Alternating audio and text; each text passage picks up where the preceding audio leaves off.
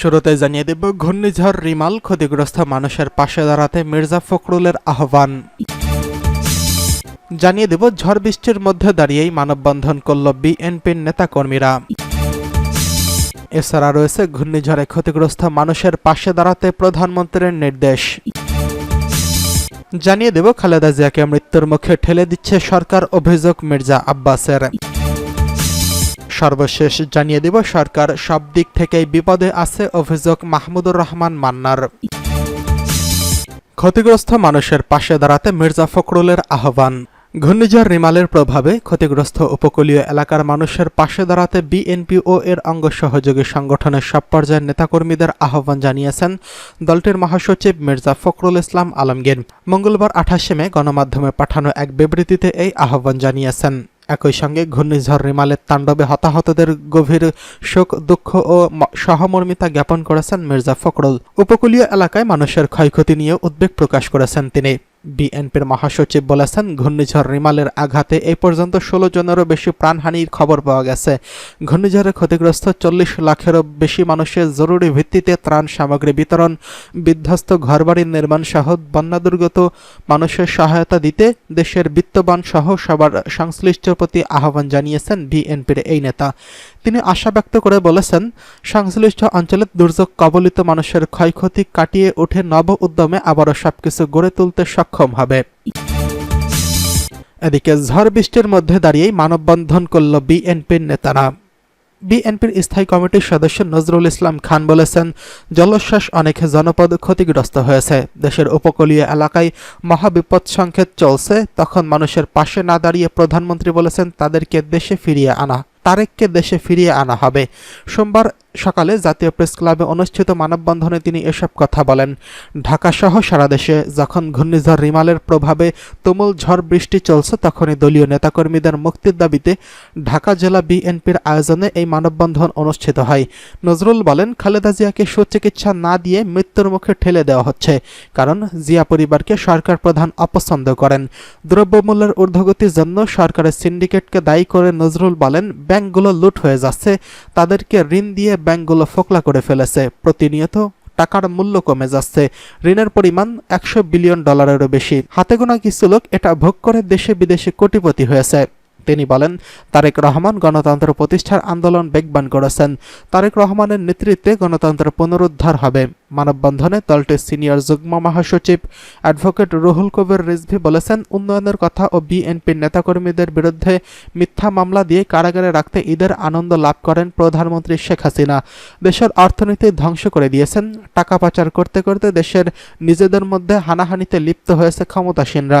খুনি ডাকাতদের দায়ী সরকারকেই নিতে হবে। ফেরাউন পার পায়নি, আপনিও পার পাবেন না। প্রতিটি অপকর্মের বিচার হবে। এদিকে ঘূর্ণিঝড়ে ক্ষতিগ্রস্ত মানুষের পাশে দাঁড়াতে প্রধানমন্ত্রীর নির্দেশ। ঘূর্ণিঝড়ে ক্ষতিগ্রস্ত মানুষের পাশে দাঁড়াতে জনপ্রতিনিধি সহ দলীয় নেতাকর্মীদের নির্দেশ দিয়েছেন আওয়ামী লীগের সভাপতি ও প্রধানমন্ত্রী শেখ হাসিনা।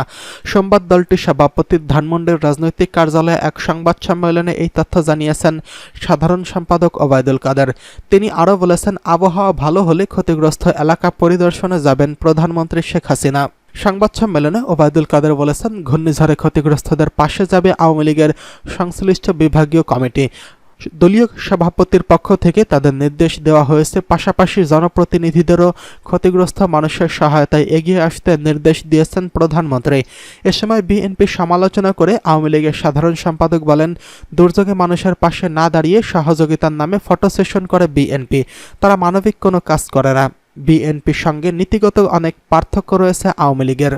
সংবাদ সম্মেলনে আওয়ামী লীগের যুগ্ম সাধারণ সম্পাদক আফামা বাহাউদ্দিন নাসিম, সাংগঠনিক সম্পাদক মির্জা আজম, বিএম মোজাম্মেল হক, এসএম কামাল হোসেন, সুজিত রায় নন্দী সহ শীর্ষস্থানীয় নেতারা উপস্থিত ছিলেন।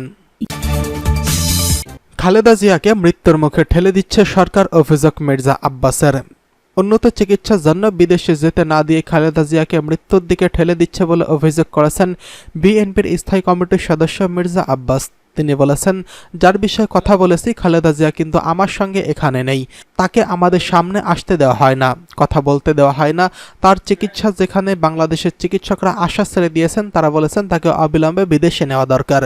বিএনপি চেয়ারপারসন খালেদা জিয়ার জীবন সংগ্রামের উপর লেখা এক গ্রন্থের প্রকাশনা অনুষ্ঠানের এসব কথা বলেন তারা। রাজধানীর গুলশানে হোটেল লোকেশ্বরে এই উপলক্ষে অনুষ্ঠানের আয়োজন করা হয়। সাংবাদিক মাহফুজুল্লাহর ইংরেজি গ্রন্থ বেগম খালেদা জিয়া হার লাইভ হার স্টোরি, বাংলা সংস্কার খালেদা জিয়া জীবন সংগ্রাম শীর্ষক গ্রন্থের প্রকাশনা উপলক্ষে এই অনুষ্ঠান করা হয়। ৬৭০ পৃষ্ঠার এই গ্রন্থ প্রকাশ করেছেন ইতি প্রকাশনা। অনুষ্ঠানে মির্জা আব্বাস বলেন, বারবার বলার পরেও জেনে শুনে একটা মানুষকে কিভাবে হত্যা করা হচ্ছে এটা ইতিহাস সাক্ষী হয়ে থাকবে। আজ বিভিন্ন জনের বক্তব্যে এটা উঠে এসেছে এবং আসবে। ইতিহাস সাক্ষী হয়ে থাকবে যে যারা খালেদা জিয়াকে বিদেশে যেতে দিচ্ছেন না, তারা ইতিহাসের অপরাধীর মতো থাকবেন। যখন সুযোগ আসবে ইনশাল্লাহ তাদের বিচার হবে। তিনি বলেন, এই সরকার বারবার যদি ক্ষমতায় থাকে তাহলে জিয়াউর রহমান, খালেদা জিয়া, তারেক রহমান এবং বিএনপির অস্তিত্ব টিকতে দেবে না। আর সবচেয়ে বড় কথা হলো, এই সরকার থাকলে এই দেশের স্বাধীনতা থাকবে না।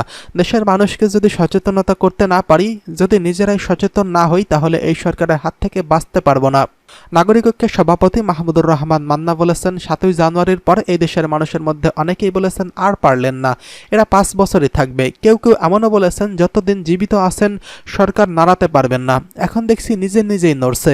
কেন? ৩টা এমন শট হয়েছে, একটা প্রাক্তন আইজি, একটা চিফ অফ স্টাফ, আরেকটা ৩ বারের এমপি। পত্রিকায় দেখলাম ৩টা বিষয় নিয়ে বিব্রত সরকার। এর দায় কার? চিফ অফ স্টাফ কে বানিয়েছে? আইজি কে বানিয়েছে? এমপি কে বানিয়েছে? রাষ্ট্রবিজ্ঞানী অধ্যাপক দিলারাজামান বলেন, খালেদা জিয়া আজ নিজের প্রিয় জন্মভূমিতে বন্দী। আমি মনে করি বাংলাদেশেও বন্দী, ভেতর থেকে বাংলাদেশেও বন্দী। সরকার সব দিক থেকেই বিপদে, বলছে মাহমুদুর রহমান মান্না। নাগরিক ঐক্যের সভাপতি মাহমুদুর রহমান মান্না বলেছেন, সরকার সমস্ত দিকেই আটকে যাচ্ছে।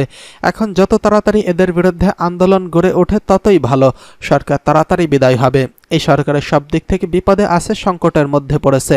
এখান থেকে তাদের উত্তরণের একমাত্র উপায় হচ্ছে তারা যদি পদত্যাগ করে এবং একটা অন্তর্বর্তীকালীন সরকার দিয়ে নির্বাচন দেয়। তারা আর যদি না দেয়, জেদাজেদি করে, তাহলে জিনিসপত্রের দাম যেভাবে বাড়ছে, মানুষের জীবন যেভাবে দুর্বিষহ হচ্ছে, তাহলে আন্দোলন লড়াই ঠেকানো কষ্টকর হয়ে যাবে। তফাজ্জল হোসেন মানিক মিয়া হলে গণসংহতি আন্দোলনের আয়োজিত আব্দুস সালামের ৭ম মৃত্যুবার্ষিকী উপলক্ষে জনগণের মুক্তি সংগ্রাম ও গণতান্ত্রিক রাষ্ট্র ও সংবিধানের লড়াই শীর্ষক আলোচনা সভায় এসব কথা বলেন। মান্না বলেন, আমাদের সরকার প্রধান অবিরাম অনর্গল বলে চলছেন, আমরা তো নির্বাচিত সরকার, আমাদের কি অপরাধ, কেন বদলাতে চাচ্ছেন? উনি কি এতই অসহায় মানুষ যে উনি বুঝতে পেরেছেন আমরা কেন তাদের পরিবর্তন চাই? এটা না বোঝার কি আছে? উনি বুঝতে পেরেছেন কোন সাদা চামড়ার লোক পার্বত্য চট্টগ্রাম মিয়ানমারের অংশ নিয়ে খ্রিস্টান রাজ্য বানাতে চাই। এই সাদা চামড়ার লোকের বাড়ি কোথায়? ওনার নাম কি? উনি কোন ব্যবসায়ী? প্রধানমন্ত্রীর সঙ্গে দেখা করে এসব কথা বলেছেন কিনা?